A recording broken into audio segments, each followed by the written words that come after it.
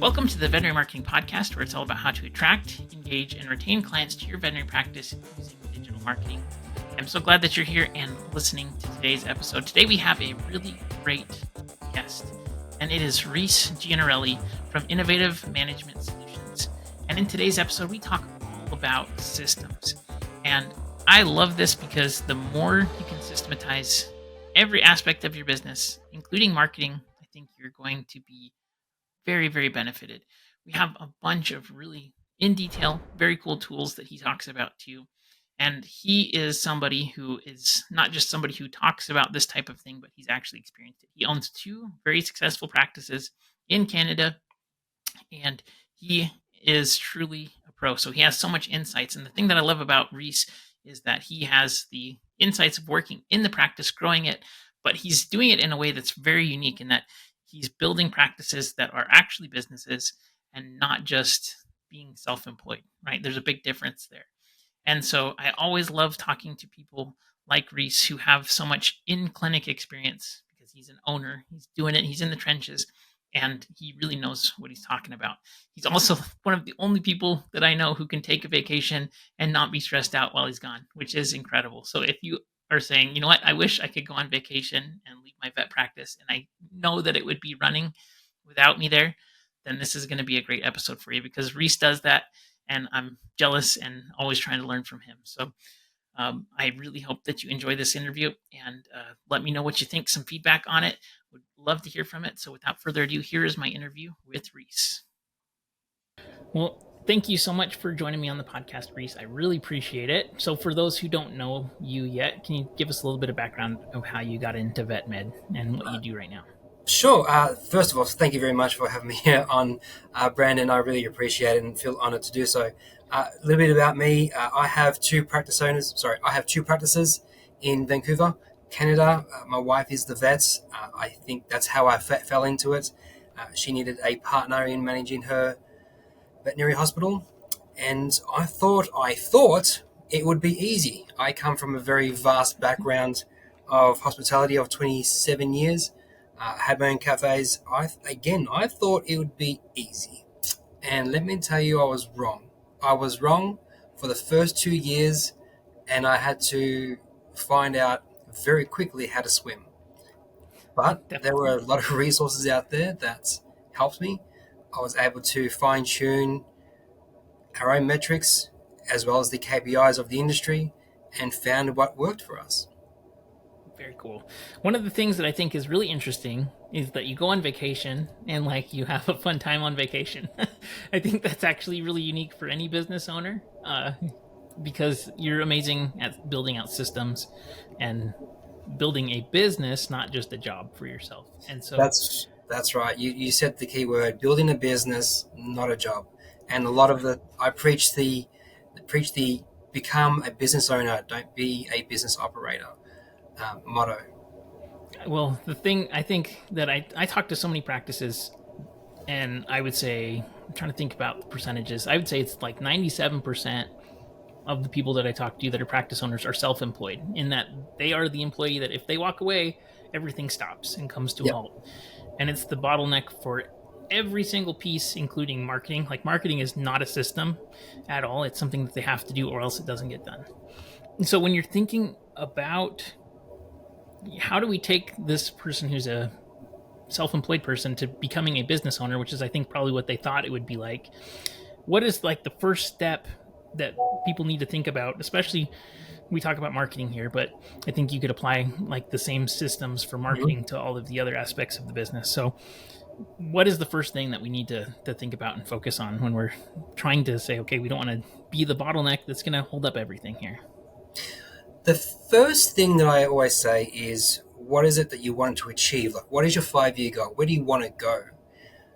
Once you've established that and how you've, written that and translated that onto pen to paper, you would want to find out how you want to bite that elephant into small chunks. And again, you should be building that also.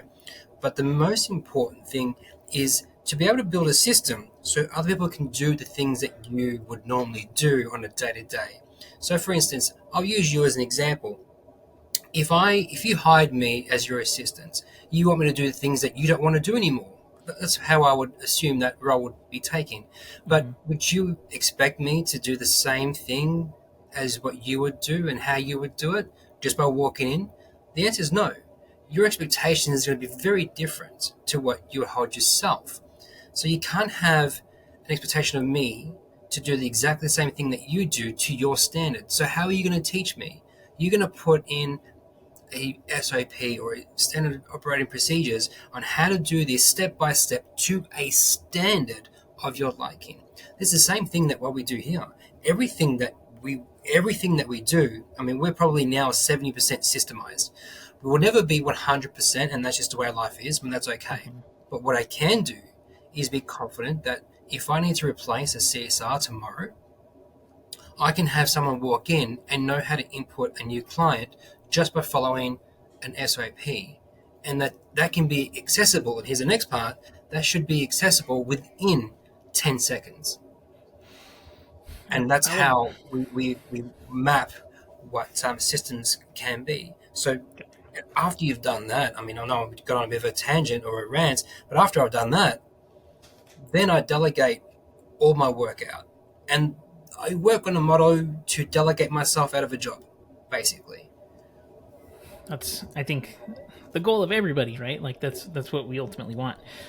When we're thinking about marketing as far as a system in your practice, what kind of priority do you give that with respect to like systems when you're approaching it? I'm curious, like what you think is like management and standard of care and like all of the other things that a hospital does. Where do you put marketing in kind of like the hierarchy of needs when it comes to systems and thinking about that? I'm curious. Are we talking about my practices or are we talking about IVMS? I would say your practices, and also like let's say we have a self-employed practice owner who Yep. is running everything and trying to keep the wheels on, and they know they need to do marketing. At what point do you think that it's kind of important to prioritize that versus other systems within their practice? Because like when I think about marketing, for example, like the hierarchy of needs is bottom of funnel. We always have to make sure conversion is the focus. Then we can add stuff that's going to increase our awareness and evaluation, because if conversion's solid, then I know that it's time to pour on traffic and we're going to get better results, right? Yep. So kind of to that effect, with systems and with specifically with marketing and things, where do you think that kind of lands in terms of like fixing the house Yeah. in vet med? So I think where I'd start here is, I delegated my marketing off to an RVT who loves social media. Mm-hmm. And that was the best thing that I've done because I saved myself 3 hours Mm-hmm. a week doing that. And she does it in less time, but understands what my needs are. So we were able to put pen to paper and say, this is what my needs are. This is our uniques, our niches. This is who we want to market. And this is how you want to target. I gave her all the framework to plug and play, and she played with the ideas.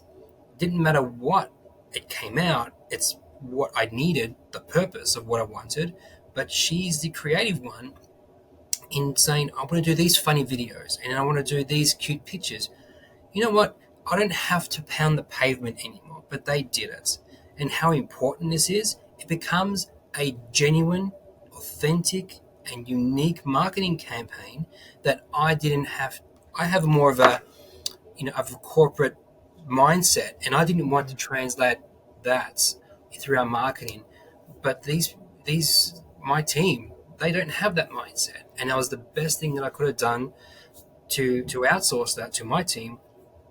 So they put their touch on it. I'm not in the trenches; they are, Mm-hmm. and they want. Well, I want my clients to see them in the habitat, interacting with their clients or their pets, and it's going to be a genuine, authentic, and relatable content.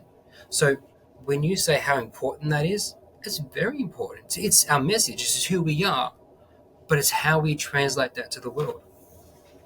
That totally makes sense. When you're thinking about setting up these systems, right? You have your goal and your outcome. That's like where we want to be.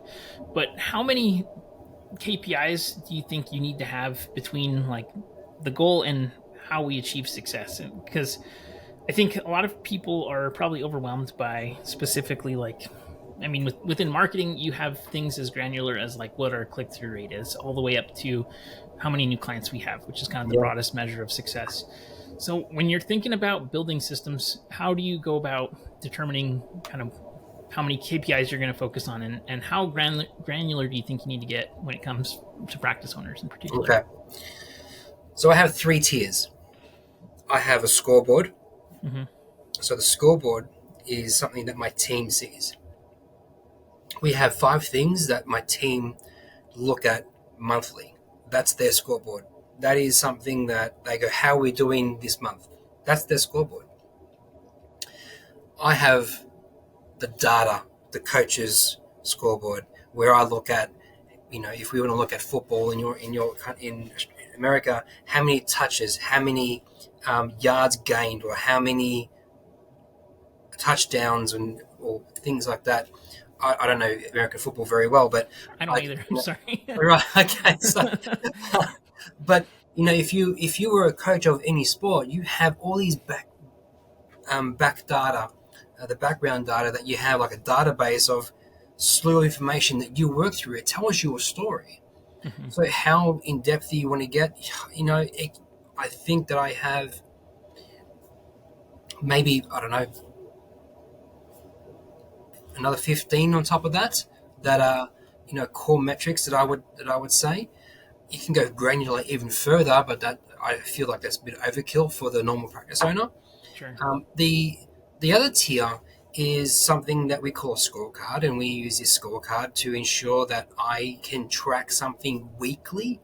I know what my metrics are per week that I need to hit on an overall scale. And I think there's 9 or 10 scorecards that we can just get numbers very, very quickly on. And I know where we are within by the end of the week, basically. And say, this is where we are, this is what we need to look at. If there's a problem, we'll have a look at that. Let me look at this particular problem. And you're able to nail down what the problematic issue is, if you can. I mean, if there's a trend, there's a problem. If it's a one-off, you look at it and go, let me see about that next week. If it's off again, you might raise an eyebrow. But if it continually is off, there is something wrong and broken. And that you don't have to wait for the whole year or a quarter. It's wrong within the first 2 weeks, and you go, something's wrong here. Let me have a look at that. So in real time. So your question to me a while ago is, how can I go overseas and enjoy my time? I only have to log in to look at those 5 or 6 numbers, sorry, 7, 8, 9 numbers, and go, we're okay. And it takes me all of 5 seconds to do. That makes sense. I think that's beautiful. When I look at marketing from my side of the thing, where we're managing clients' ads and things, we're looking at the overall like macro goals, and then if we have trouble in those macro issues, then we go and dive into the micro conversion problems, and then we see, okay, like the ad copy is wrong here, so we're not getting the right amount of clicks, or break it down like that. So I see that it would probably be pretty similar in that. And how often do you think, or how long do you think you should give before you like really do deep dives into like what the problem is? Because I see this a lot in advertising, especially on a daily basis. If somebody is slow in practice, like Google is not consistent with traffic. There will be swings in traffic on a daily basis, and so like one day is completely slow, and if somebody doesn't have clients coming in, like they notice it, and then the next day is fine, right? So how responsive do you think you should be as a practice owner to these kind of KPIs? And is it like a week trend? And if you're off 2 weeks in a row, or what do you think about that? I give grace somewhere I give grace, and it depends on how far off I'm off my target. If I'm like a little bit off, I don't really blink too much.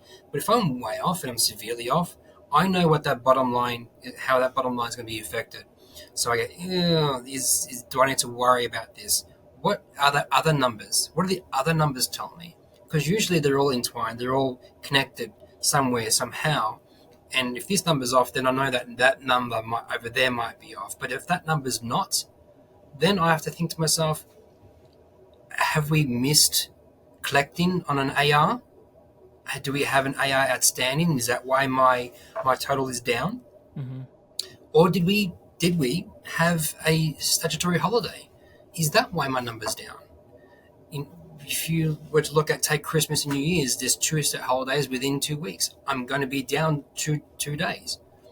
I know that, but maybe there's an inclement weather that forced me to close. These are the stories that we need to tell ourselves when something's wrong. Is something wrong, or is there a reason behind it? My X-ray, dental X-ray broke down 2 days ago, Mm-hmm. so I had to cancel two dentals. I now know that my weekly total is going to be down. Yeah. Right in that two phases. Did I make that up in appointments? I'm not too sure yet, but I'll know by the end of the week, being end of today, how he fared. But I will know within 5 seconds if it's red or if it's green. Those are my tells. That's really cool. One of the things that I don't have a lot of insight into, because I just kind of show up and run ads for people, is specifically pricing. And I think pricing, pretty common that people don't want to be low priced, and they don't really have most of the time anything that's unique about their practice. Yeah. And so they just are kind of trying to command premium prices typically, and they don't want to discount and things like that. How often are you looking at price as a function of a service of a business, and as a system of a business? How often do you think practices should be looking at their prices for procedures and things like that?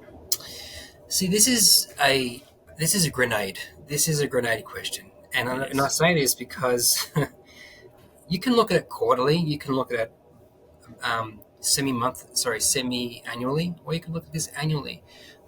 The issue here is, at this current moment, I would say that our vet care is getting really expensive, and we need to be conscious and sensitive of pricing our own clients out of care.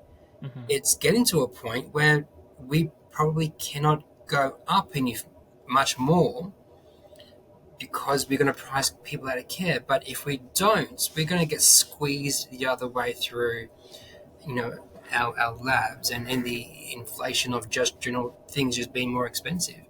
So we need to be a bit more creative on how we create both value to our clients, and are we asking them to pay a bit more? Maybe not, but can we be a bit more creative and maybe shorten an appointment by 5 or 10 minutes to fit another appointment in? Are we asking our team to work harder? Again, potentially, but is it more efficient rather than harder? Mm-hmm. Can we do one less person and be more efficient? Can we use the power of AI and reduce a wage? We're offsetting cost for something else, but we just need to constantly be aware of what things cost. Once we're aware of what things cost, you can be able to play with that. Do I really need this, dazzle of an app over here? Or do I really need this thing over there? But what is my biggest ROI, and what is my biggest time suck? I would look at more costs than increasing prices first, because we're already at I believe anyway, that we are at our elasticity of increasing prices. I think that's probably true, and I see practices that continue to just raise prices, and it's interesting to see kind of what and how practices are presenting value, and I'm seeing right now the rise of kind of bait and switch marketing tactics to get people in the door, like corporate groups. I'm not going to name anybody, but I see them advertising prices of exams, and then they get bad reviews because it's upsell city. Like, they're just upselling like crazy. So it's a loss leader exam fee, but then it's nickel and diming them every chance they get. I think it's really interesting to get your perspective on this, but where do you think vet med is going to go here in the next maybe 12 months? It's hard to say beyond that. I see, and you're in Canada, and I think you're facing inflationary pressure probably more so than we are in the States, but I think everyone's feeling it to some extent. So where do you think we're going to be in 12 months? I don't think corporate will stop buying or purchasing. I think it will slow down. Mm-hmm. I do think that things will come back to pre-pandemic times, and where we will see a normalization of the same, slightly increased patient visits than what it was pre-pandemic. But I think it's going to be tough for our practices, because even though we're seeing less people, our wages won't come down. No. They'll stagnant. They'll probably stay where they are for a few more years, but they will never come down. Um, Not in support team anyway. Maybe vets, they might get the 100, 200,000, 150 signing bonuses anymore. They'll get to normalized and maybe hover around the 120 to 140 salary. But I don't think the support team would move down. Mm-hmm. Yeah, Um, they're pretty much, most support teams are already at the bottom. Like, there's nowhere to go down. You're that's gonna lose them right. to you're gonna They're lose them to already out. Walmart and That's Whole right. Foods. You know. That's right. But our costs are going to continue to increase. That won't stop. And I fear that we may just, the private practices may hurt a lot more than corporates, because they can wear the brunts. We've got now online stores that are just killing the the pharmaceutical portion of our business. And I know that the states have been through this, for the last three years, and it's really hurt them. We're getting it now, so we're 3 years behind, but we're getting Mm-hmm. it now. Chewy's coming to Canada. How do we combat that? We don't know just yet. Is the answer? We don't know. Will Definitely we? don't help them out when they call for prescription Well, we've already said requests. that we won't be filling out any prescriptions, Yeah. and we won't be doing anything like that. And if they want to buy from there, they can buy it from there, but we won't be helping them out in any case. But it's really hard to say, Brandon, where the 12 months would go. I mean, I want to continue to help private practice owners in being a better business for themselves, because it is a business. Mm-hmm. It's not a place of work. I mean, you go there to work, but it's a business that you should look to sell at some point, whether it be independent ownership or transfer, or to corporate. I'm not gonna blame anyone from going to corporate if they can get generational wealth from it, and we shouldn't be like that at all. But if we can if I can help them stay true and stay profitable, so that way they can have a life and support the community, that's what I'm there for. I think that's probably. I totally agree, and I think I know so many people who've sold to corporate groups, and they just got great offers, and it makes total sense. They worked really hard their whole lives, and I think that you Yeah, should generate as much value from your assets as possible. And so I'm totally in agreement with you on that front. Um, so I agree too. I don't have the insight that you do, but I think the input costs are going to just continue to go up. So supplies and devices, and like your X-ray machines, and yeah, everything is going to continue to go up in cost. But I think one of the ways to offset those problems are going to be reducing your client churn, reducing turnover in your practice, which is time to train people and get them in, and then also increasing the lifetime value of your clients by possibly increasing compliance per year, or having a specific kind of ascension ladder that you drive your clients through. And that's one thing that I've been really thinking a lot about. Uh, because if it costs, let's say it costs $100 to generate a client, the more revenue you generate from that, the better your return on investment is, for sure. yeah. Of Um, course, but that's why marketing is very important, because you need to be able to send a message out to your clients. You need them to know who you are and know your why, as they say. But they need to be able to trust you, and if you can get that trust through through marketing in general, and put a perspective on it that relates to them and is true to who they are, you may be able to have more clients come through those doors and taking them away from your competitors, whether it be corporate independence. But the saying has always been, the strong will survive. mhm, definitely. When you're thinking about your ideal clients, do you map out like what an annual kind of purchase history looks like? Are you thinking like, okay, they come in twice a year for exams, they do dentals once a year with the full cleaning and radiographs, and then they'd also do a blood panel? Like, are you thinking that level of detail, or is that something that is just not really thought about in general? Um, do we think about that? We track it. We don't think about it. I mean, we say, well, how many people have not visited us in the last 18 months? And we look at that and go, okay, are they still active? Are they still in the system? Can we go through them to see if they've requested records to go to another vet, or they move city? What does that look like? And then we can actually adjust our client list accordingly. Um, Now, I haven't yet completed 2024 because our fiscal year is in July. I'm sorry, so I'll look at that then. But when we do look at our client list, yeah, I have. I think we went from 3,000 almost to 1,700 now active.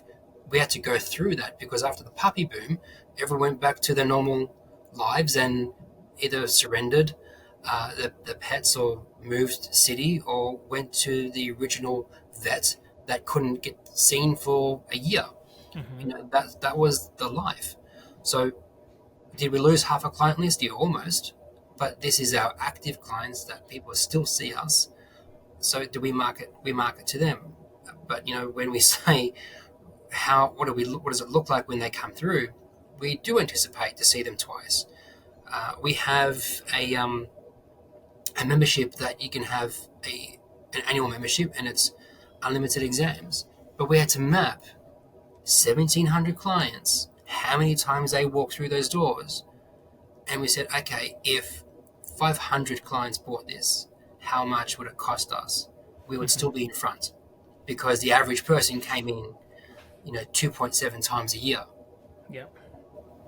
So So we said, okay, we would be in front if they only came in 2.7 times a year. that's really interesting. I know that there's a lot of people that are considering membership type programs similar to that, or Yeah. wellness plans and things like that. At what kind of cadence do you suggest people review that data? Is it an annual basis? You're looking at just like compliance and revenue per customer in each of the segments, or what are you thinking about there? Well, we looked at everyone who's on the membership plan and see how many times they came in. We wanted to ensure that it wasn't being abused. Mm-hmm. Uh, but I think out of the memberships that we've sold, I think we flagged two people that came in more times than what we allowed for. Not allowed, but what the system allowed for. And they were only over then by two. So, you know, are we still in front overall? Well, the answer is yes. Yep. Overall, we're still in front. Is it still viable? Yes. The doctors were concerned, like my production. But when we look at these numbers, we can still say to them, hey, they wouldn't have come in if they didn't have this. And it's peace of mind. It's the value that we keep talking about, but it's peace of mind to know that Fluffy is okay because they ate that one grape that was on the floor or something like that. Yeah. Um, and it's, Fluffy's tired today. Okay, bring it in. Now, we would look at Fluffy and say, do we need to do a blood test? But we would do a checkup first and say, yes, Fluffy's fine, go home. Or, hey, something's wrong here. We need to do a blood test, or we need to do this, whatever test that may look like. But the fact is, and I did this in early stages, would you have come in if you didn't have this membership? Probably not. Mm-hmm. And if they didn't spend anything today, that's fine. But they did the following time, they're probably in. Yep. So, overall, if they didn't spend the first two times, but they did the third and fourth time, we got our money back. Got it. When you think about client acquisition, do you think to try to, is it your goal to break even on first visit, or do you think you should try to break even on annual visit, or what's your perspective on that? Repeat the question for me again. Yeah, so if you have your customers and you have, I mean, different metrics to measure their value. You have first visit value, lifetime value, annual value, things like that. Which metric do you think is most important when you are considering cost for acquisition of customers? So again, let's say it costs $100 to get them in Yeah, that first visit, lifetime right? value. Um, if it's $100 to get them in, and let's say average transaction's $400 and something dollars, are you always considering the first visit value, or are you trying to get an annual value, trying to think about lifetime value of a customer? What is most important to you? Well, the lifetime value, and we're not just saying about the lifetime value of the pet, because a pet can that client can get a pet 3 times in their lifetime. Mm-hmm. And it's not just about that one client, it's about the brother, the sister, the son, the daughter, and the grandchildren thereafter. I mean, we would have grandparents come through that now, sorry, clients that come through that the grandchildren who now have pets have come to us. So this is not a lifetime of one pet. This is a relationship that you're building with the client. Yes, of course, the patient as well, but the client is 70 years potentially, then generational clientele from there. I mean, we talk about word of mouth is one thing, but when, because my dad came here, or because my grandfather came here, I used to come here with my grandparents when they had their dog, and we would have records of that, and we would see them grow up too. So they would put a face to our building and say, yeah, I've been here many times with my grandparents. This is something that this is ingrained loyalty. Makes total sense. I think that's actually, I've never heard anybody talk about generational clients, but I like that perspective because it makes you value them so much more. Like if you're thinking, okay, this person's grandchildren are going to come in one day, and that's like the benchmark that we're trying to hit for success. So I really like that. As a marketer, I'm always trying to break even at first visit, right? Because we're trying to decrease cost as much as possible. But I think from a service standpoint and systems and building out a practice that's successful, if you think more long-term like that, I think you're going to always win. And so I really like that. One thing that I wanted to talk to you about too, that I think you probably have a lot more of experience around than I do specifically, would be like doing alternative media, like direct mail and physical mail pieces and physical reminders and things like that. I think the trend is just to go far more digital, like probably past 5 years. But when you're thinking about mix of media for your practice, what do you think about traditional media versus digital media, and how are you varying that? Yeah, and I think we're starting to see a silent shift in terms of media usage. I think that people are moving away from digital media. I'm not saying that they're completely out, but I think there is an intentional shift to be off our computers or off our phones much more, to be present with our family. Now, we've recently, the past year, I should say, took the route of advertising in the local magazine. I wanted to see what that looked like. Did we get a ton of people from it? The answer is no. But we don't know if they came in and said, I saw your magazine ad. We don't know that. But what we do know is that magazine was in every single shop front in that neighborhood for free, and everyone picked it up at the local coffee shop to have a read. Whether or not they said, I saw your ad, or they just kept me on top of mind, I don't know. Did we see an influx? We saw an influx, absolutely. In that specific area, we don't know. We didn't track that specific neighborhood. We just tracked the area, so this catchment. But it was interesting because we would have the same magazines in our waiting room, and people would read it. And it was just an observation that they weren't on their phone; they were reading a magazine. So, is these leaflets or is these mailbox still an option? I think there is still room for it, but I think you need to be able to pick the moment that you want to use it to be much more, in person or relatable or sentimental. It has to be a intentional marketing campaign, not just because, like the real estate agents do. I would do it because it means something. Like we did, the magazine actually was for the memberships. I chose the magazine for the memberships, to do the memberships for the magazines, and we did that for the whole year. Very cool. I did that to digital as well, but I chose, print for that reason. I think that's really interesting. I've been thinking about that more because I've had several clients that want to do direct mail.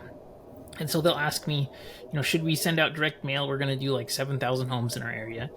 And I'll typically say, like, it's definitely effective, but I would get more refined and try to target 1,000 people 7 times instead of 7,000 people once, because they're not going to get the same frequency. You're going to be too broad.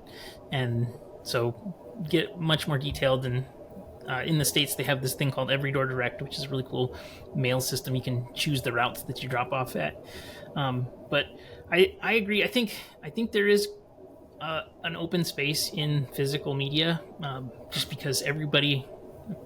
Actually, 2022 was the first year that digital media beat out all traditional media options, and so it's interesting. And I think about Amazon, for example. Like, they send out an annual Christmas holiday guide that's just like a kid's toy guide, and if you have kids, and they know you do somehow, I don't know how, but they do, they'll send you a catalog, and then your kids will circle everything that they want, and you buy stuff from it. So I think there's definitely, I really like the thought, though, of being intentional with it and not just being like a realtor where you're just throwing stuff against the wall. And Yeah.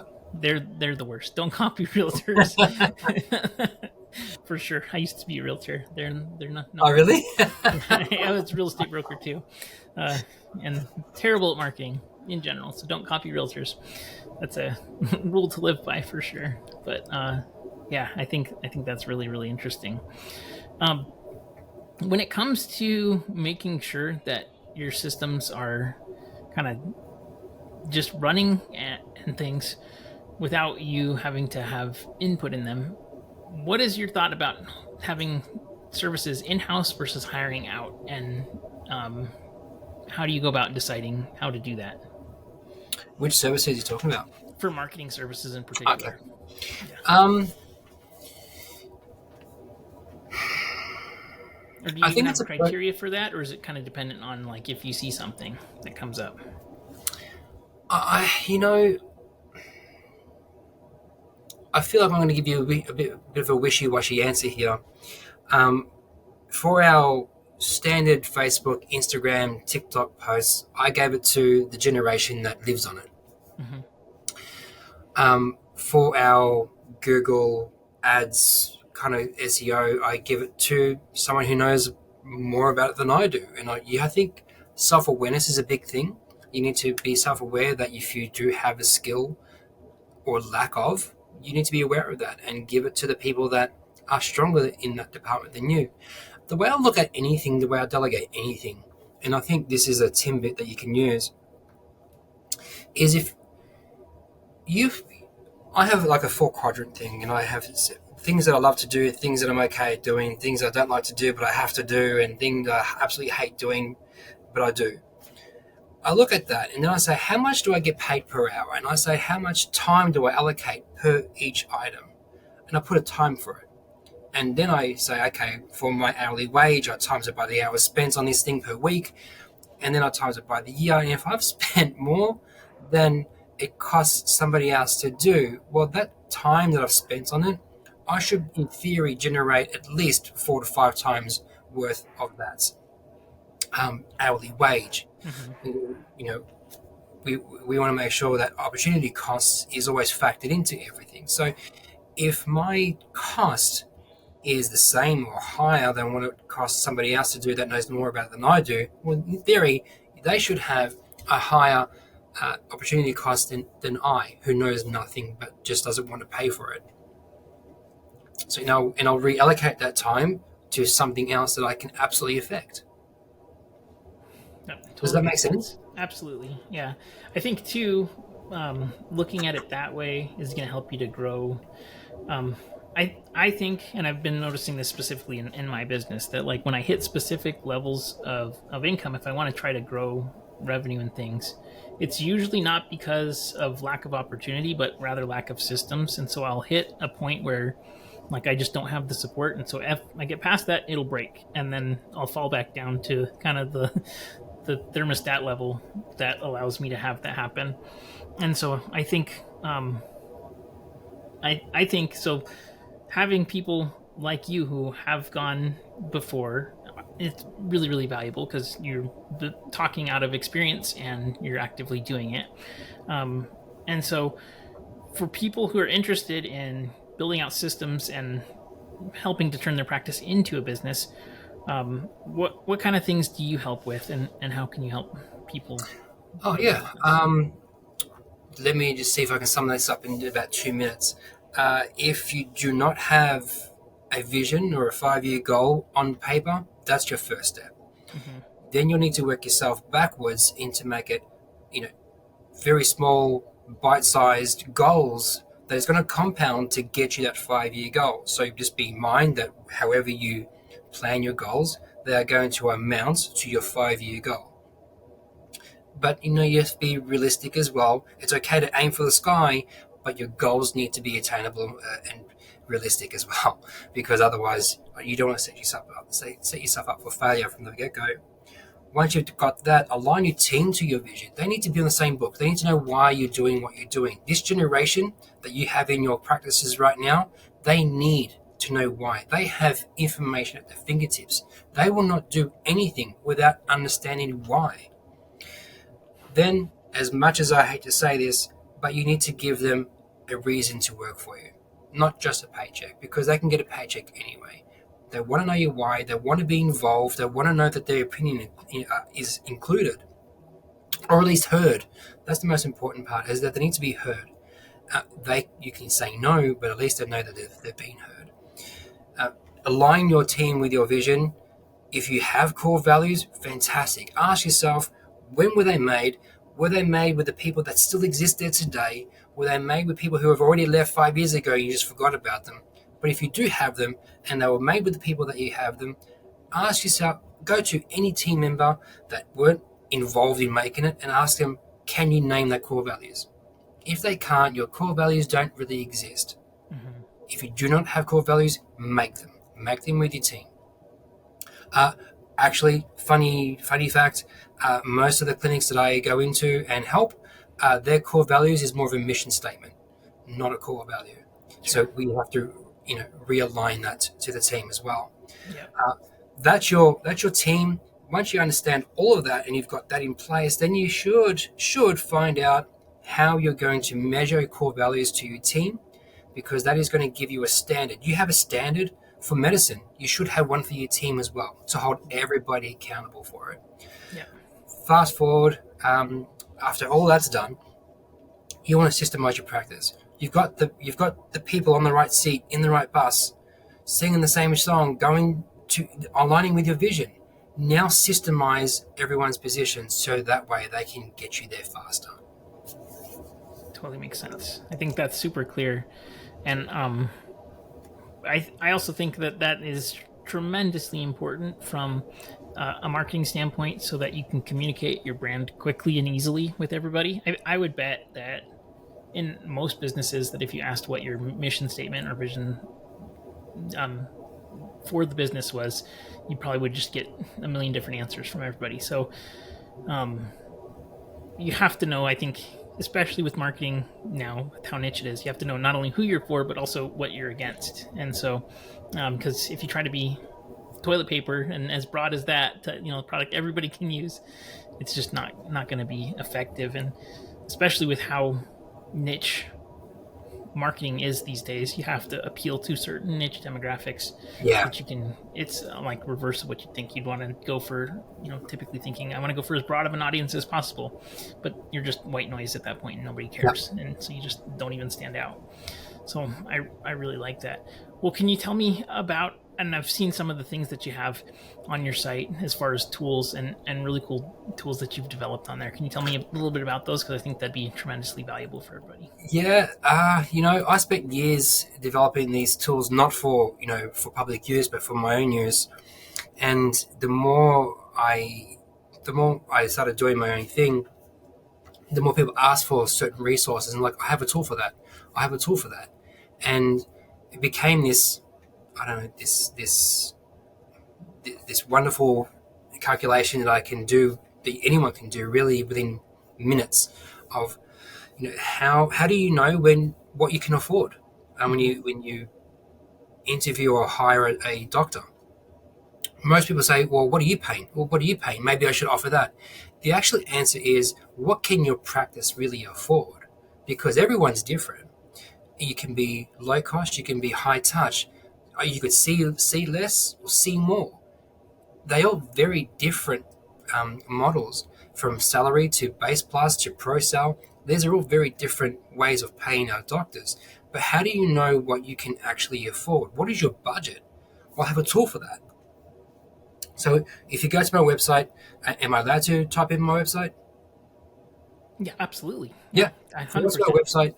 www.ivms, well, IVM Solutions. So I for India, V for Victor, M for Mary Solutions.org, and go to / calculators.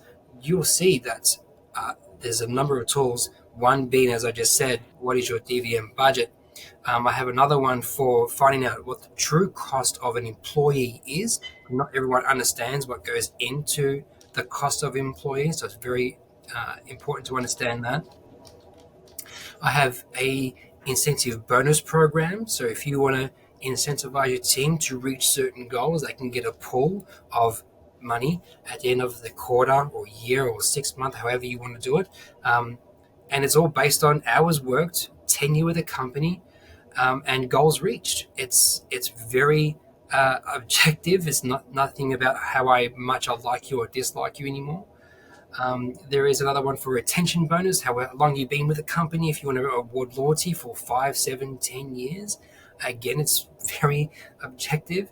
Um, I have another one here for how it's a budgeting system. I can effectively budget your whole practice for up to a year, and I am within $5,000 to $10,000 plus minus on what that looks like. So we can actually effectively map out your costings for the whole year. But what is important about this one is you can see where you are over or under the KPIs. Great to be under, but not great to be over. So we can actually tailor that towards your practice and what is special to you, because you could be a dentistry, you could be equine, you could be GP or mixed, and we can change that ever so slightly to map it towards your unique practice. And the last one, and it's more tailored towards the Canadian folk, but you can use it in the American sector, is that a automatic fee guide populator. So if you were to input what your current prices are on certain items, and you input what the fee guide of your VMA or area is of the last year, or even 2 years, 3 years, however back you want to go, it can tell you how much a certain item has increased over year by year, and what your current price is, and what you're over or under. It automatically gives you a suggested price for that item. You can change it, you can go with it, you can increase it. It doesn't matter. But as long as you know there is a somewhat benchmark on how much you can actually go up. What this absolutely also does is, if you find that you are way under on a item that the fee guide says, and you say, oh, I can go up $20, maybe you can't. But what you can do is, you're aware of it now, but what you can do is incrementally over the course of 4 quarters go up 3 or 4% to get to that stage. So not many people are going to ask the question, what happened to the $20? It's not a massive jump. So I think it gives you a data-based blueprint of where you are. That's amazing, and I think this is like the curse of most small businesses, that when they look at either pricing or hiring, like they look at the market, and in 10 years, statistically, like 70% of those businesses won't be here. So you're basing your bets on losers for the most part that aren't going to be around, and so kind of sticking yourself somewhere in the middle is a recipe for disaster. And so, as much as we don't, and when I say we, the veterinary industry doesn't want to compete on price, it's the easiest way for customers to gauge value, right? If something costs $20 and something costs $30, and in their mind they're the same product, they're going to go for the $20 one. And so, Yeah. I think being intentional and building out pricing systems, hiring systems, all of this is just incredibly important. So I really appreciate it. And I've seen you showed me these tools. They're really cool how they work, and they're dynamic and they'll change automatically. So it does save so much time. So can you give everybody, I know you have all kinds of events that you do, webinars, trainings, all kinds Yeah. of things. Where can people find more and how can they get in touch with you? Yeah, I mean, most actually all my information is on my website. Again, that's www.ivmsolutions.org. You can find everything from events to training to these calculators, blogs, anything that really I live and breathe on is on there. I even have resources on if you're starting up a new practice or want to revamp your employee manual, job descriptions, face training, human resource templates. They're all on there as well. So I wanted to say that's a one-stop shop. There's obviously things I don't do. Marketing is one of them. That's Brandon's kind of thing. Yeah. Um, but when it comes to setting up a system, I can say that I'm the only one who does it in our industry. There isn't a system out there who's vet specific, and that's something that I'd like to be known as the king of or the prince of whichever you want to look at me. But that's something that I pride myself being the first on. This is the first system that is designed specifically for our industry. There's systems out there that exist, absolutely, but they're not specific to our industry.